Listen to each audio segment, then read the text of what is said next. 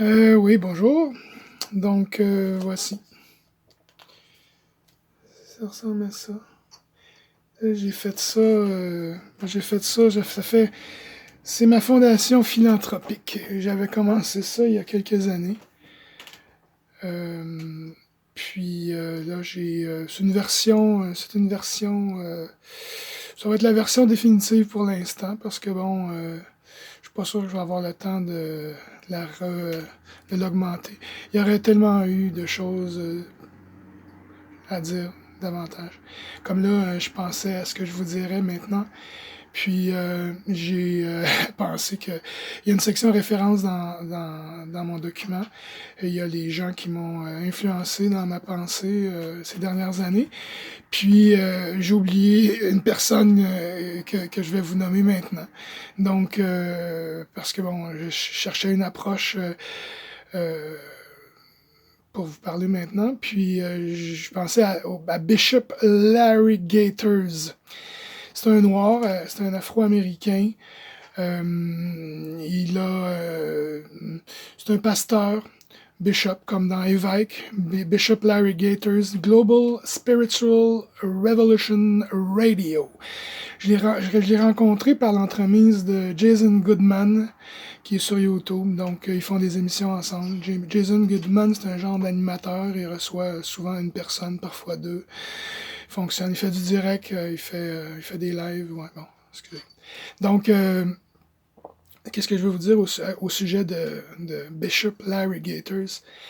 C'est que lui, c'est un érudit, il fonctionne à 200 000 à l'heure dans sa tête, puis il est très, il prêche des choses, puis c'est un conspirationniste. Si on s'adresse, si Radio-Canada connaît cet homme, il dira sûrement de lui que c'est un conspirationniste de la pire espèce.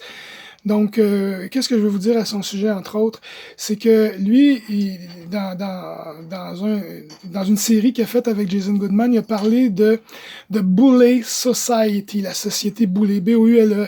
B-O-U-L-E ou L-E accent aigu même si c'est en anglais.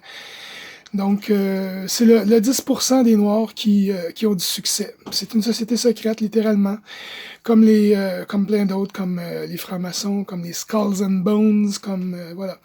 Donc, la Boule Society, c'est un genre une société de francs-maçons noirs, finalement.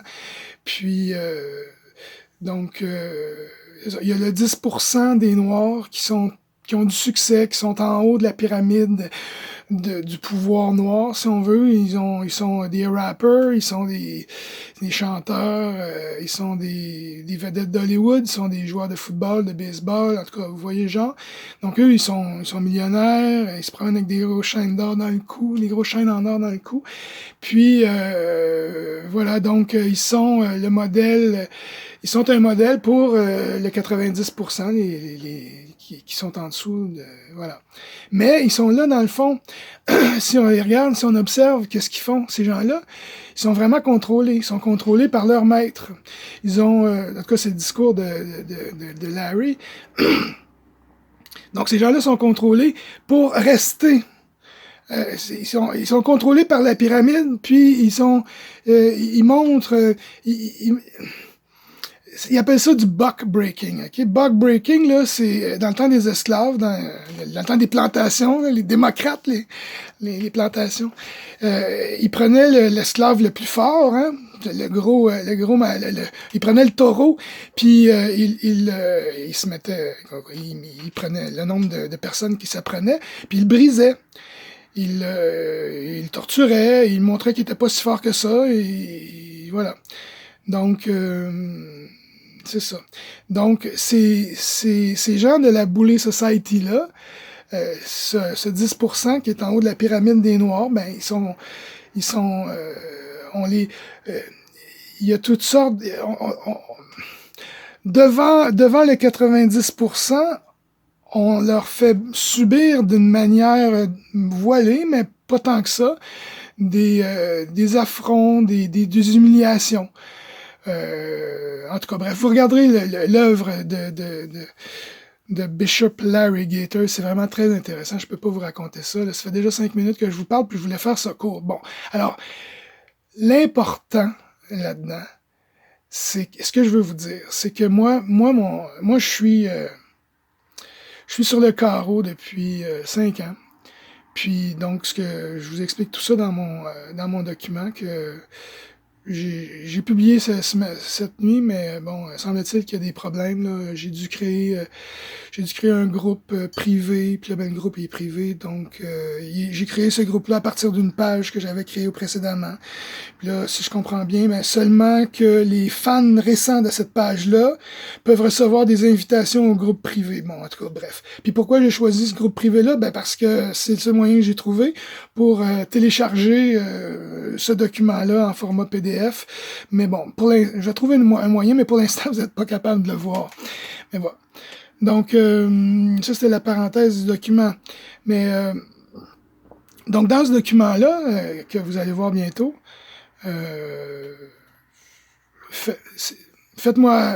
envoyez-moi un courriel à mon adresse que je vais écrire en bas ici, eric.groslo.qc@gmail.com, puis je vous l'enverrai, si vous êtes vraiment pressé pour le lire, là, je vous l'enverrai en pièce jointe, en attendant de trouver une solution plus automatique, plus facile, en tout cas, bref. Donc, j'arrive à ce que je voulais vous dire depuis le début, c'est que dans un de ces projets-là que je vous soumets, il y en a un qui s'appelle Le mendiant le plus riche de la Batiscanie. Ça, c'est moi. Je suis un mendiant. Je vous... comme ça, je l'avoue, c'est ce que je veux faire. Et le but de ça, ben, c'est de faire en sorte... c'est un genre d'évasion de prison que je veux faire. Okay? Parce que je suis en prison. On est tous en prison d'une certaine manière. Vous allez comprendre ça si vous lisez le document, qui est interdit pour l'instant.